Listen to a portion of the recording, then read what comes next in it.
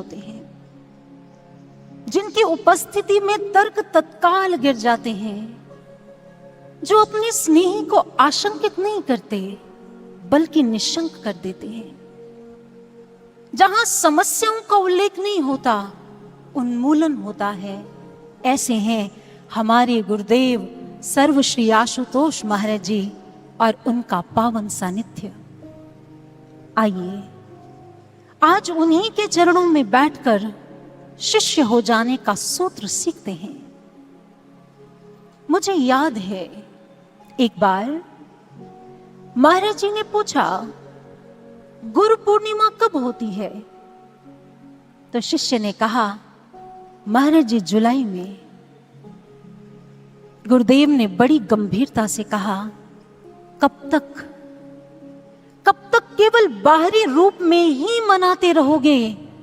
एक बार छलांग लगाओ बाहर से भीतर की, भ्रम से ब्रह्म की, विपदाओं से दुखों से आनंद की। महाराज जी एक क्षण के लिए रुके और बोले, गुरु पूर्णिमा में तो सब कुछ पूर्ण होता है ना? गुरु पूर्ण, उसका लक्ष्य पूर्ण, चंद्रमा पूर्ण, तो शिष्य अपूर्ण क्यों? शिष्य भी तो पूर्ण होना चाहिए ना। इतना कहकर महाराज जी मौन हो गए।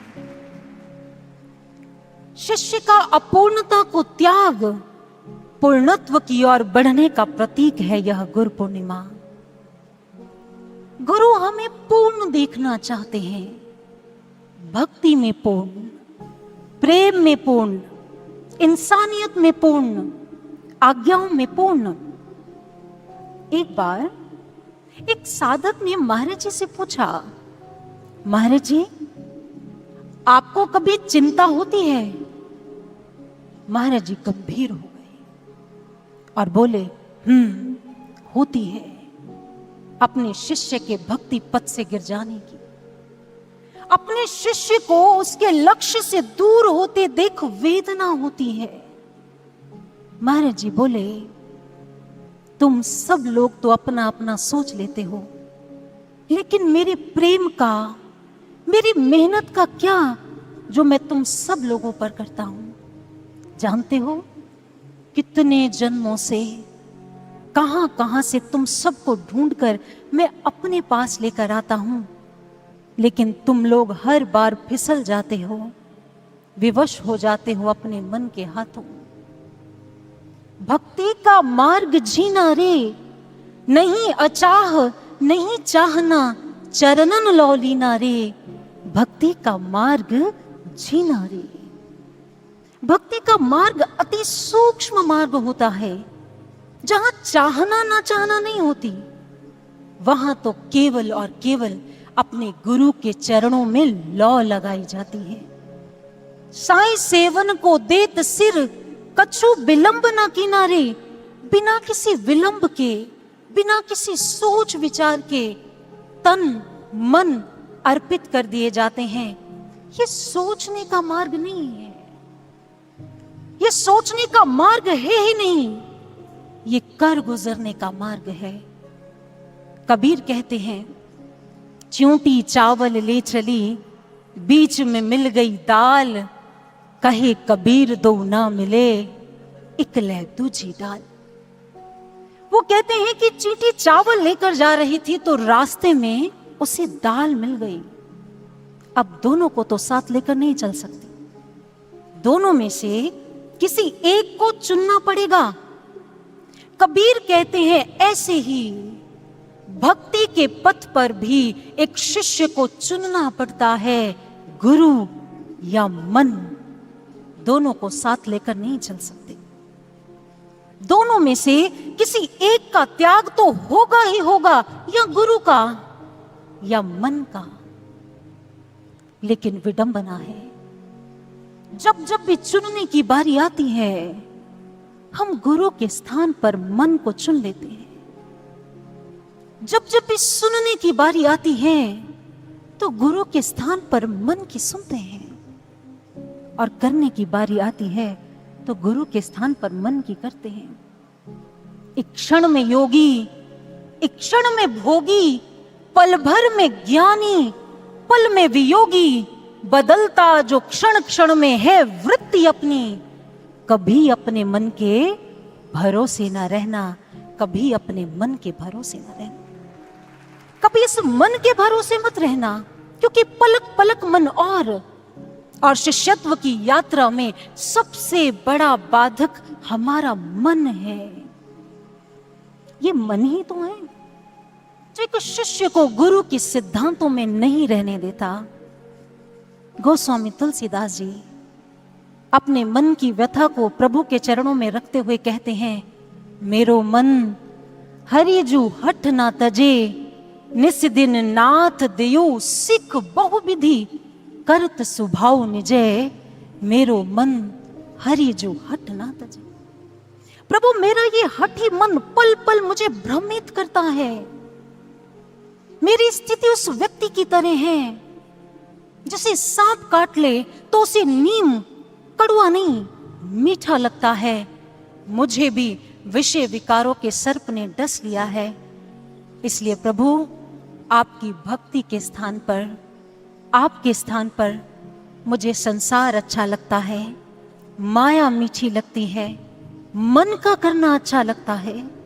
काम भुजंग डसत जब जाही, विषय नीब कटु लगत न ताही। सब कुछ जानता हुआ भी मैं इस मन के हाथों विवश हो जाता हूं। मैं क्या करूं प्रभु, मैं क्या करूं? सबसे बड़ी समस्या ये मन है। तो समाधान क्या है? एक बार एक शिष्य ने ब्रह्मानंद जी से कहा, मैं अपने मन को, अपनी इंद्रियों को वश में करने का भरपूर प्रयास करता हूं, भरपूर, लेकिन ये बार बार बिखर जाती हैं। मन मेरा बार बार वहीं जाता है जहां से इसे मैं जाने से रोकता हूं। ब्रह्मानंद बोले, ऐसे तो तुम बार बार अपने ही विकारों का चिंतन कर रहे हो। ऐसे तुम स्वयं को जीत नहीं सकते। स्वयं को जीतने का, मन को जीतने का एक ही समाधान है। मेरे गुरुदेव रामकृष्ण परमहंस कहा करते थे कि जब तुम दक्षिण की ओर चलना शुरू कर देते हो ना, जब तुम दक्षिण की ओर बढ़ना शुरू कर देते हो तो पूर्व से अपने आप ही दूर होते चले जाते हो। पूर्व से दूर होने के लिए आपको मेहनत नहीं करनी पड़ती। इसलिए अपने मन को गुरु की दिशा की ओर बढ़ाओ। यदि तुम अपने मन को गुरु के चिंतन में, गुरु के ध्यान में, एकाग्रता में, उनके आदर्शों में लगा दोगे तो इस मन से, विषय विकारों से दूरी अपने आप बनती चली जाएगी, अपने आप बनती चली जाएगी। माया दीपक नर पतंग, भ्रमी भ्रमी इवे पड़ंत, कहे कबीर गुरु ज्ञान ते एक आध उभरंत।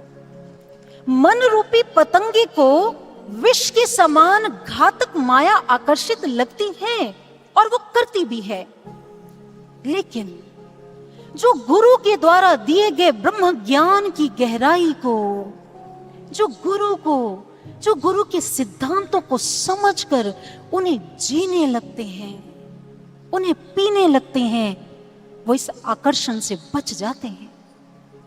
लेकिन कबीर कहते हैं, ऐसा करने का साहस सभी नहीं जुटा पाते। एक आध उभरंत, क्यों? क्योंकि सबसे मुश्किल जंग यदि कोई है तो वो खुद से खुद की है।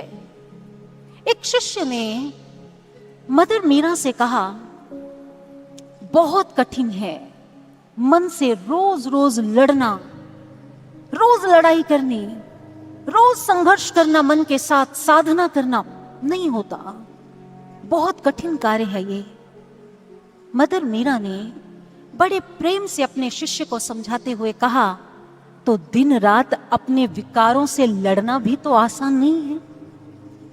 यदि तुम अपने मन को बांधकर साधना अभ्यास में नहीं लगाओगे तो कभी काम वासना से, कभी क्रोध से, कभी ईर्ष्या द्वेष से, कितने नकारात्मक विचारों से जूझते रहोगे क्षण प्रति क्षण, आजीवन, जन्मों जन्म। इसके मुकाबले तो अपने मन को तृतीय नेत्र पर एकाग्र करना तो बड़ा छोटा सा संघर्ष है। इसलिए साधना में बैठकर प्रतिदिन ये संघर्ष जरूर किया करो। साधना मन के विकारों से सतत संघर्ष है और इसी संघर्ष के बाद ही तो उत्कर्ष है। तीर तुपक से जो लड़े सो तो शूर न होए, माया तज भक्ति करे सूर कहावे सोए। मुझे याद आ रहे हैं महाराज जी के वो गरजते वो गंभीर शब्द कि जब भी कोई नकारात्मक विकार तुम्हारे मन को विचलित कर साधना से मुझसे दूर करने का प्रयास करे तो उसे एक ही वाक्य से ध्वस्त कर देना कि मेरा लक्ष्य बहुत ऊंचा है, मेरे गुरु ने मेरा चुनाव किया है, इसलिए मैं इस निम्न कोटि का भोगी जीवन जीने के लिए नहीं बना, मैं विराट मिशन के लिए जन्मा हूं, मैं विराट मिशन के लिए जन्मा हूं। और जब दृष्टि पथ पर पतित पावनी गंगा हो तो कीचड़ भरे गड्ढों में क्यों कूदा जाए। महान गुरु की महान प्रेरणाओं के होते निम्न कोटि का जीवन क्यों जिए? क्योंकि मन में उठा चाव क्षण भर का उत्साह तो दे सकता है, लेकिन महाराज जी के मिशन की विराटता पूरे विश्व को शांत करने का सामर्थ्य रखती है। विषय विकारों का प्याला मादकता हमारे कदम भटका सकता है, लेकिन ज्ञान अमृत हमें हर पाप से मुक्त कर सकता है। एक बार महाराज जी ने कहा, सभी यही कहते रहते हैं, मैली चादर ओढ़ के कैसे द्वार तुम्हारे आऊं, हे पावन परमेश्वर मेरे मन ही मन शर्माऊं। मन के हाथों विवश होकर सभी यही दोहराते रहते हैं, मेरा मन मलिन हो गया है, मेरा कर्म, मेरा व्यवहार, मेरा आचार मलिन हो चुका है, अब कुछ नहीं हो सकता, मैं भक्ति नहीं कर सकता, अब और नहीं होगा। महाराज जी ने कहा, ऐसा सोच सोचकर मेरा शिष्य मुझसे दूरी बना लेता है, मुझसे बहुत दूर हो जाता है, जबकि ऐसी स्थिति में, ऐसी परिस्थिति में तो उसे मेरे और करीब आ जाना चाहिए। महाराज जी ने कहा, वो भजन नहीं सुने, जन्म जन्म की मैली चादर भक्ति जल से धो ले रे, सतगुर की तू कही मान ले।